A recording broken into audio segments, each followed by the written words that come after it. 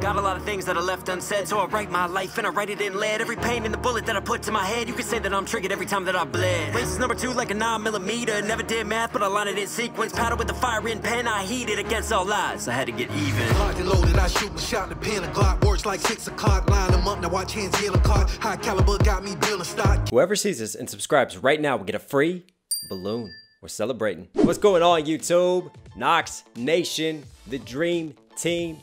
It's your boy Knox Hill, and we are back with a very, very special, much awaited video. It's time to celebrate 100,000 subscribers. I mean, just wow. I'm honestly speechless, man. Like 100,000 of you have liked these videos enough that you felt like you had to hit that subscribe button. So you know what? I want to hear from you guys. Comment below. Where are you from in the world? Where are my fans? Where are the people that are here supporting me? I want to know. So represent your flag and represent your town. Post it below. But yeah, I just thought that to celebrate this, I take a moment to talk a little bit about my story, because honestly, there's a lot of times where I try to keep personal things off of here. And I don't always let you guys in terms of what's going on and what's happening outside of this YouTube scene and within my real life. I know I talk about my daughter some, I talk about my wife some. Some of you guys know that I've played football professionally, but you guys don't know the levels and you don't know much about my story. So I thought maybe this be a good moment to talk about that, the journey here, and hopefully some of you guys can take it as inspiration for your own channels, or maybe you're an inspiring artist and you're trying to make it on the come up and you want to hear a little bit about my journey. So honestly, guys, I know recently the channel has been blowing up, but I have been doing YouTube for years now. This is not something that's new to me. I've seen some comments like, oh, ever since the Crip controversy, that's when I first heard of Knox, or ever since this is how I first heard of Knox. No, I mean, Knox has been doing this for a while now. I mean, this has been an absolute grind. 4 years ago, I actually had a song, Creatures Lie Here, that hit 1 million Spotify streams. So I hit it and made it big on Spotify before I even started to get seen and known on YouTube. And I've also in the past have done a lot of collabs on other YouTube channels. I mean, you guys might not know all of these names, but I have been seen on this platform before, and I have had a lot of light cast my way. I did 2 songs with Cartoons, who's got millions of subscribers. I've done a song with Nerd Out Music in a music video that was just super dope, that is over on their channel. I've been featured on other Nerd Out songs. I've done outro music for quite a few big channels. Viction, who's a big gaming and Twitch channel. The Real Kenzo, that some of you guys comment on. Snipsy, Kanacia, Dan Q8000, Yoshi to Mario. I mean, I could go on and on the list of names and the people that I've worked with. So it's not like I'm new to this. It's not like this has happened overnight. This has been, man, a lot of late nights, a lot of work trying to promote myself, taking on a lot of projects, a lot of stress, elevated heart rates, trying to just grow and get to this point right now. I mean, this is honestly surreal. When I set this as a goal years ago, I never actually thought it would be achievable. I never actually thought I would get to this point in time. And it was hard. And man, it was hard. I mean, that's the thing though about your goals and your dreams. And you're going to fail, and you're going to mess up, and you're going to stutter, and you're going to make mistakes on the way. And I've definitely had my share of mistakes. And you guys have shared in some of those mistakes with me, and some of those controversies and some of those things. But it's not about how hard you get hit and how much you fall. It's about how you keep going. And honestly, I read a great quote. It's hard to beat a man who never gives up. And it's ironic because there was definitely a point when I was thinking about just ending the channel. Like I was going to end the Knox Hill name. At the time, I was putting out Freestyle Fridays. I was putting out so much music and working so hard on the content. I just felt like it wasn't getting seen and it wasn't getting noticed. And I was just incredibly frustrated because I'm sat here working with all these people who have bigger channels. I'm watching them as they continue to have success, as they continue to grow. And here I am just sat here like on the sidelines. And it's like, when is it ever going to be my time? And on top of that, I'm a family man. I've got my wife to look after. I now have my 2 twin daughters to look after as well. I work a full-time job. There's only so much time I have for YouTube and for this platform because I've got a lot of real life stuff to deal with and real life situations to take care of. And there's people that rely on me and people who need me. So yeah, I would say about 7 months ago, I was going to end it. I was going to announce it. I was going to put out one last album And that was going to be it. I was going to be done. I was just going to walk away because I was that discouraged by it all and that frustrated. And isn't it funny though, like in those key moments, you know, when it feels like all the cards are against you and it feels like the night is at its darkest, all of a sudden, my channel started to see growth. All of a sudden, some of these reactions started taking off. All of a sudden, some more of these songs started getting noticed. And then we start gradually growing and increasing. But see, that wouldn't have happened if I would have given up. That wouldn't have happened if I would have just accepted failure, accepted defeat. And I think a lot of that comes from my background and how I was raised. I've talked about this before. I was raised as a minority, right?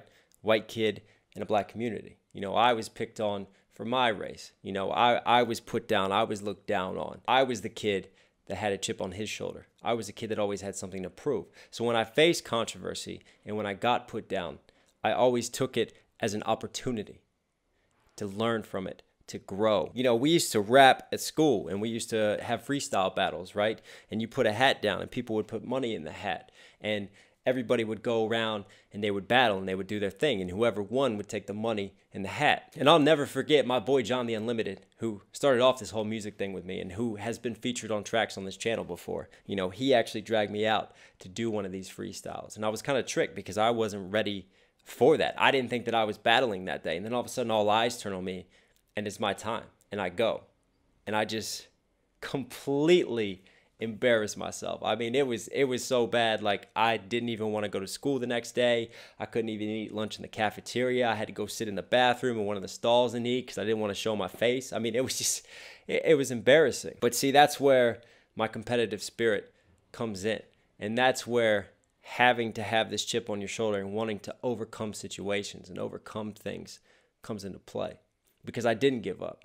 I wanted to get better. I started listening to more. I started studying more. I started honing my craft and doing more and more freestyles, more and more battles until eventually I was the one who was taking the hat. And see, this also relates to sports. You know, I call it football because I've been lucky to travel abroad and to play, but it's soccer. So I've also been a soccer player. And what a lot of you don't know is that this whole time that I've been doing this, I've been helping with another channel on Team Golarami that has 600,000 plus subscribers. I've been helping them with content, helping them grow their channel and do their stuff. And that's all about giving tutorials for kids. That's all about teaching kids the real tips for the game, you know, the stuff that they can actually apply and the stuff that can actually help them, not the stuff that just looks good. You know, it's sort of like what I'm doing with my reactions, like helping people appreciate a certain lane, helping people to just learn from someone who has been there, who understands the technicals to it and who is trying to relay that information and help people. And honestly, guys, I've been very fortunate and I've also been very unlucky with my soccer career. You know, I tore my ACL and my PCL when I was in high school, right? And I had offers to go to big schools and to play, and that was kind of my way out, my way up. And then those offers just got pulled and everything just fell through. But I didn't let that stop me. You know, I went to a smaller school. I kept playing. I kept trying to make it until eventually I could get to the point where I could get signed and I could play. And then the first year that I get signed and that I play, I have another major injury. I mean, I've had injuries just throughout my career to my ankle that I could never, ever overcome. I can't tell you how many surgeries I had. You know, I had injections, how much physical therapy, how many hours I went through, just so much trying to get myself back. And each time it was so frustrating because, you know, to perform at that level, and then when you get hurt, you're not just training to, you know, be back to normal on your injury. You're training to perform at that high professional level. And I don't want to get it twisted too when people are like, oh, well, why is he doing this music and this YouTube stuff? You know, if he's played pro, then he's obviously got money. See, the thing about when I was an American playing soccer and coming up, you know, soccer wasn't a high-paying gig. Soccer wasn't very appreciated. You know, MLS, they're getting paid teacher salaries. And I never even made it to the high levels. Like, I was fortunate enough to play where I could get paid and I could make a living off of it, and it let me travel. You know, I got to go to Toronto and play. I got to go overseas and play and live in different countries and learn new languages and just appreciate the world from a different perspective. And it was really cool because it was like, wow, sports can give me this. And playing a game and doing something that I love and being able to just earn some money from it, I was just so incredibly cool. And I've kind of always had sort of this torn relationship between music and sports, because to be an athlete, right, you have to take care of your body. You know, you have to regulate your sleep schedule. You are spending all of your day dedicated to living and being a certain way. But to be a musician, you know, a lot of that happens at night. We're talking about not a lot of sleep. We're talking about being out till late, going to clubs, going to concerts, promoting yourself, working with people, networking, growing in that way. And see, those two lifestyles just didn't really line up. And I always thought, you know, I'm going to put soccer first because I've got a time limit on this. I've got a shelf life. And music is not going away. I can always do music. But see, the artist side of me never liked that because I've always needed this music as an outlet. I've always needed it to express myself. You know, I'm a product of my environment. I talk about the culture that I was raised in and the hip hop that was around me and how I was grown and raised by it. So I never really felt like I could put my all into one thing because there was always me being torn. And living those two different lives definitely took its toll on me. But at the same time, I've been very lucky and fortunate to have experienced that and to have gone through these things. I mean, I know that I never played at a premiership level. I know that I never made a lot of money to make my family comfortable on it. I made enough to get by, but to do something that I enjoyed. And now here we are on YouTube. And now here we are on this platform as an artist, as a reactor. And see, the thing is, I see myself as a content creator, right? I enjoy making content because it takes one talent to sit down and work with production and work on a song and to put that together and a certain creative mind to bring that to you. It takes another talent to sit here, to listen to other rappers' lyrics, to break those down quickly, to try to explain complex thoughts and themes to you guys. You know, it takes another talent to sit here in front of a camera and be entertaining and to explain myself and articulate myself. And then there's the marketing mind behind it and how do we grow and how do we develop and how do we come up with content ideas and do these various things. You know, I've always enjoyed kind of being a jack of all trades. I've always enjoyed trying and doing different things and learning. So to hit 100,000 subscribers on YouTube, I can't tell you how much that means. I mean, I know there's this stigma for YouTube rappers and YouTube artists, but I've never considered myself that. I've always just enjoyed making content and coming with a message that you guys can appreciate and enjoy. And I've said this before, you know, I'm just doing things that I love and things that I feel very passionate about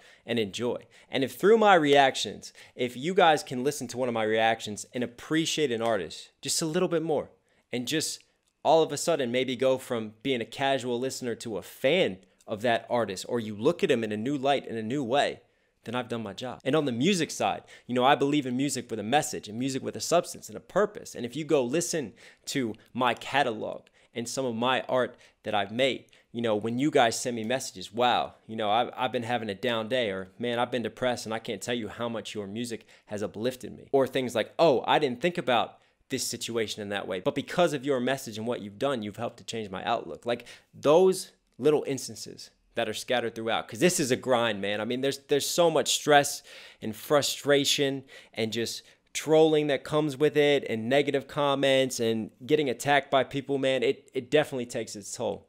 But those little moments when someone just shows you that little bit of appreciation and you've affected someone's life in a positive way, that just justifies the whole journey and the whole experience. You know, and if I can just affect someone's life, just one person, in a positive way through my sound and my music and this content that I make, then I've won. I've done my job.